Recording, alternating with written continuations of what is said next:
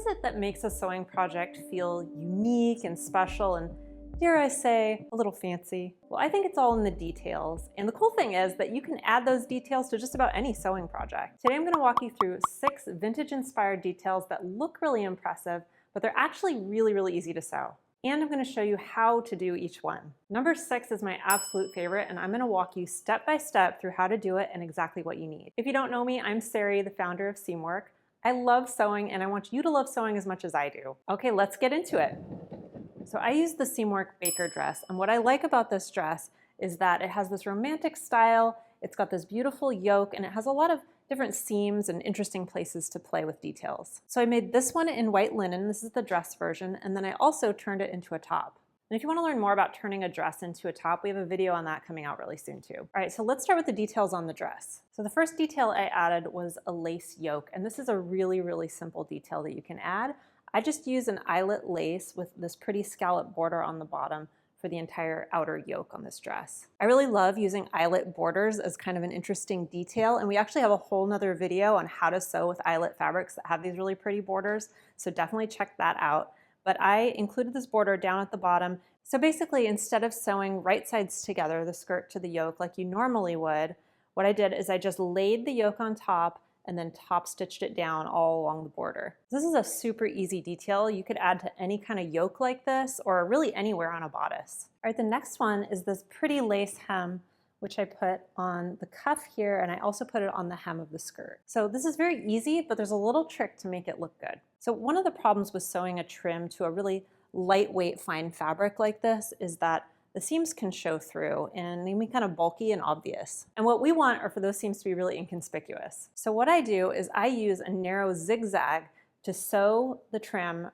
to the hem. So what that narrow zigzag does is it finishes it, but also creates a very narrow seam. So it's really kind of hidden in there. Once I sew the seam, I trim any extra seam allowance off, so it's really tiny. All right, next up, I replace the elastic in the cuff with this pretty drawstring. So this is something you can do just about anywhere where you have elastic. I really love the way it looks on Baker, especially because it echoes the tie right here on the neckline. All right, so here's what you need to do this. So first of all, you need your sleeve, so you should have it sewn right at the underarm seam already.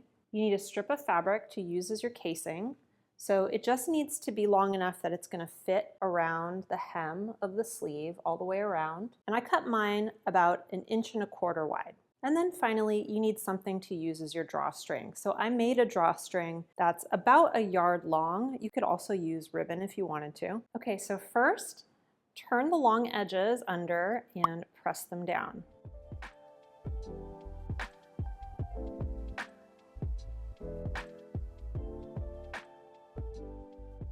Next, you want to sew 2 small buttonholes on the front of the sleeve. So I'm going to mark 2 buttonholes next to each other on the very front of the sleeve towards the hem. You can really put these wherever you want your drawstring to be, wherever you want it to come out, that's where you want these 2 buttonholes.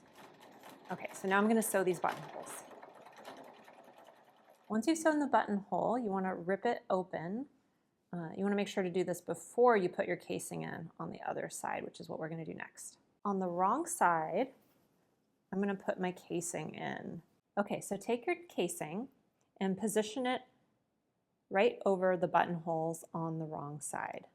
Now pin it all the way around your sleeve hem here and try and get it an even distance from the edge of the sleeve because you'll still need some room for the hem. And then when you get to the underarm seam here, you can just leave a gap of a couple inches where you haven't pinned it. And just leave that for now. Next, I'm going to edge stitch it down all the way around on both sides.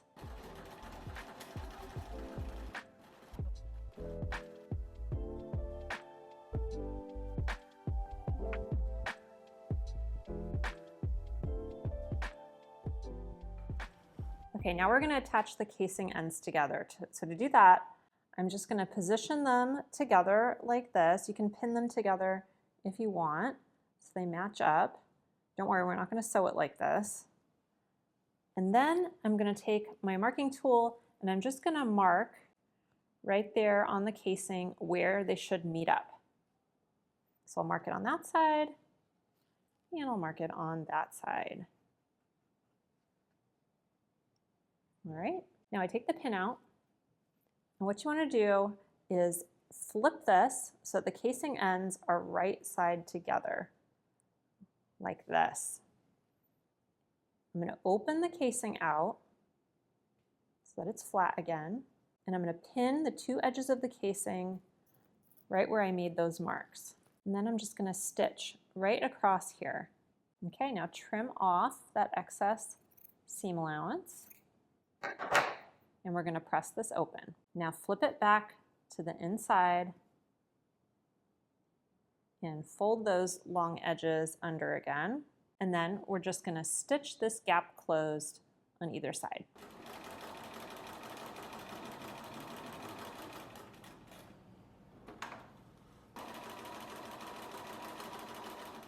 All right, so we've got our casing attached now, and we're going to flip it back to the right side, and it's time to put the drawstring in. So to do this, I like to just use a safety pin. I attach the safety pin to one end of the drawstring and just thread it right through.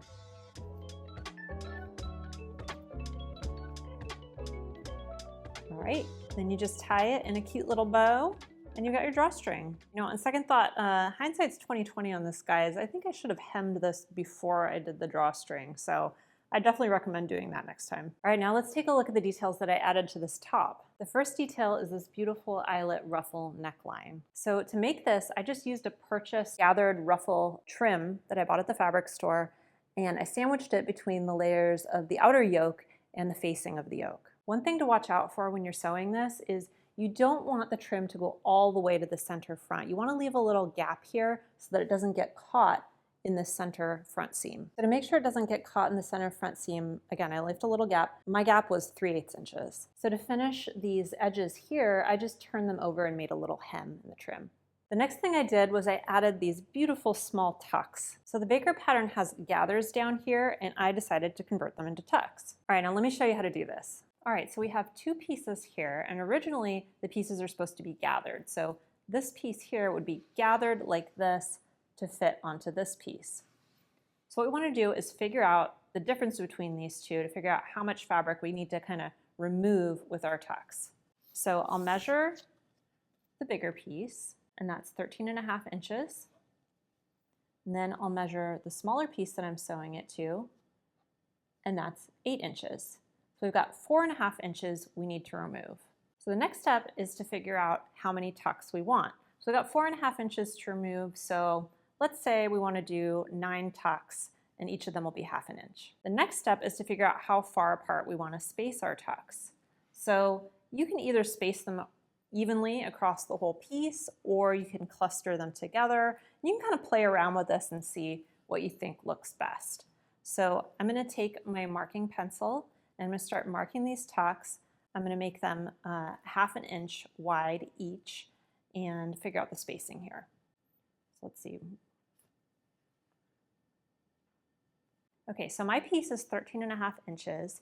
I'm going to space my tucks out 1.25 inches apart from each other, and that's going to leave just a little bit of extra room on each side. So in order to do that, I'm going to start right in the middle, so it's 13.5 inches, and I'm going to draw a line in pink right here in the middle. Next, I'm going to draw alternating lines 1.25 inches from that middle, and I'm going to draw them in blue and pink. So I'm going to do a pink line, a blue line, a pink line, and a blue line, and you'll see why in a second. So from this middle line, I'm going to move out 1.25 inches and draw a blue line. Then I'll move out another 1.25 inches and I'll draw a pink line. And then once again with a blue line, and I'll repeat that until I have 9 lines. Okay, so the next step is to actually mark the tucks. So on each side of these lines, my tucks are going to be 1/2 inch, remember? So I'm going to draw a line on each side in the same color, 1/4 inch from that line. So we'll start in the middle here, and I'll draw another pink line, 1/4 inch on each side. And the same thing for this blue line, I'll draw it in blue on each side. And I'll keep going until I have all my tucks drawn in. All right, and once these are drawn in, I'm just gonna take a pin, I'm gonna pin my first tuck. So I like to sew my tucks one at a time. So I'm gonna take this pin and I'm gonna pin it. So it forms like it's similar to a pleat, it's just like a little pleat. Okay, so we've got this little tiny pleat and we're just gonna stitch it down and then we're gonna back stitch it at the end to secure. And then you'll just repeat this for the rest of your tucks. Now the tucks are all sewn and the last step is pressing before you sew it to your other piece. You can press them in any direction you want. I like to press them facing out towards the edges, and if there's one in the middle, I'll just press that one flat. All right, now I want to show you hem stitching, which is my absolute favorite. This is really, really fun. So this is a really beautiful detail that you can add to just about any project really, but I think it looks especially good on things in linen or a nice fine cotton. And you can also use this on home goods. So for example, I have napkins at home. I have these really nice linen napkins that I made, and they have hem stitching all around the hem, and they look really, really fancy, but it's actually very easy to do. And plus there are a ton of variations you can do with it. So here's what you need. First of all, some fabric stabilizer. This is a spray stabilizer that washes out. A wing needle or a hem stitch needle, they're the same thing, but they're sometimes labeled a hem stitch needle. Some 60 weight cotton thread, or you can use silk thread for this. This is just a little bit heavier than your regular all-purpose polyester thread that you probably use most of the time. A water-soluble marking implement, and optionally you can use some tearaway stabilizer. I like this, it just makes it a little bit easier to sew. Okay, the first thing you're gonna do is mark the line where you want to do your stitching.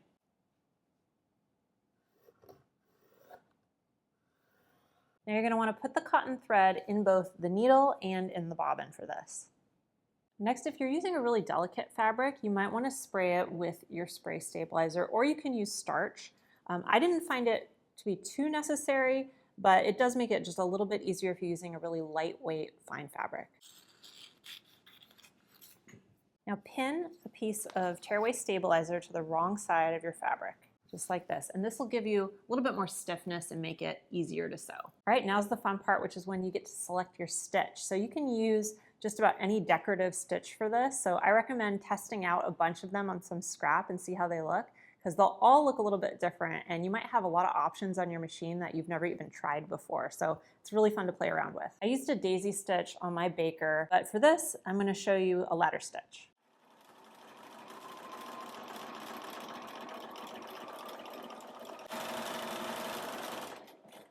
So the wing needle produces these little holes and it just looks so pretty. But if you don't have a lot of fancy stitches on your machine, don't worry, you can also just use a zigzag or a couple of rows of zigzag. Actually looks really cool too. All right, do you like seeing all these little sewing details that you can add in?